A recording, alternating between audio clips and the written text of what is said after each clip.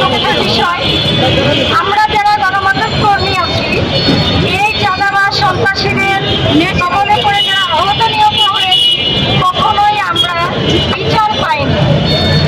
বাচ্চার উপরে যে হামলা হয়েছে সেটার জন্য থানায় মামলা হয়েছে। আজকে 5 দিন চলছে, কিন্তু আসামিরা ঘুরে বেড়াচ্ছে, তাদেরকে গ্রেফতার করা হচ্ছে না।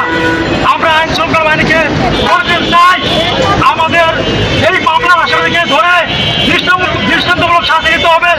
গণমাধ্যম কর্মীদের কোনো আইন প্রয়োগ এখন পর্যন্ত কার্যকর হয়নি।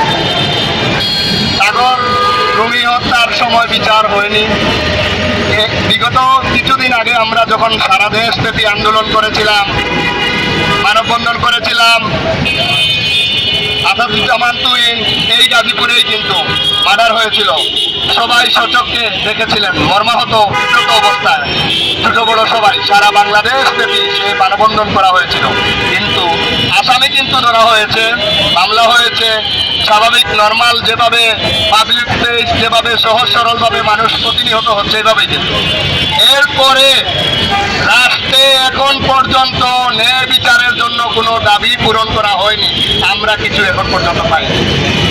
আজকে দেখেন আমাদের সম্পাদকীয় পদে যিনি আছেন, অনেক সিনিয়র, অনেক সাংবাদিক তৈরি করার কারিগর, এত বড় ক্যারিয়ার যার রয়েছে, উনি বাসায় বসা অবস্থায় চাঁদার জন্য বাসায় যায় না, দেয়া এক পর্যায়ে ওনাকে আঘাত করে ওনার ফ্যামিলির সামনে হাতুড়ি দিয়ে দ্বিধাদ্বন্দ্ব নেই। মামলা অনেক প্রসিডিউরের পরে মামলা নেওয়া হয়েছে, কিন্তু আসামি এখনো ধরা হয়নি। কেন?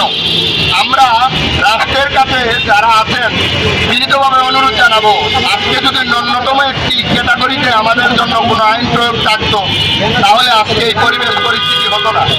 আমরা নির্দ্বিধায় নিঃস্বার্থভাবে দেশের জন্য কাজ করি। কলম সৈনিকেরা সবসময় মানুষকে দেওয়ার জন্য কাজ করে। রাস্তায় থাকতে হয়, জীবনটা হাতে নিয়ে, মুহূর্তটাকে হাতে নিয়ে চলতে হয়।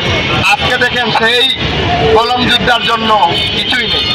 তো আজকে বিনীতভাবে আহ্বান জানাবো আমাদের মাননীয় প্রধানমন্ত্রীর কাছে, এই কলম সেক্টরটা যারা দেখছেন, উচ্চ পর্যায়ে যারা আছেন, বিশেষ করে আমাদের জন্য ন্যূনতম হলেও কোনো আইন প্রয়োগ করা হোক। মানবিক দৃষ্টিকোণ থেকে হলেও আপনারা আমাদের এই সংবাদকর্মী ভাইদেরকে হামলা করেছে, সেই হামলার ব্যাপারে দৃষ্টি স্থাপন করুন। যেন বাংলাদেশে আরেকটি ভাইদেরকে উপরে যেন হামলা না হয়। আরেকটি কথা বলতে চাই, বাংলাদেশের প্রত্যেকটি সংবাদকর্মী ভাইদেরকে যারা মাঠ পর্যায়ে আমরা কাজ করি, বিভিন্ন ধরনের কাজ করে থাকি, তারা ঐক্যবদ্ধ থাকুন। আজকে ঐক্যবদ্ধ থাকলে কোন সন্ত্রাসী বাহিনী পারবে না, চেষ্টা করতেও পারবে না আমাদের উপরে হামলা করতে, ভয় দেখাইতে। সুতরাং ঐক্যবদ্ধ শক্তি, ঐক্যবদ্ধ সবকিছু। ধন্যবাদ জানাচ্ছি। আরেকটি কথা বলে দিতে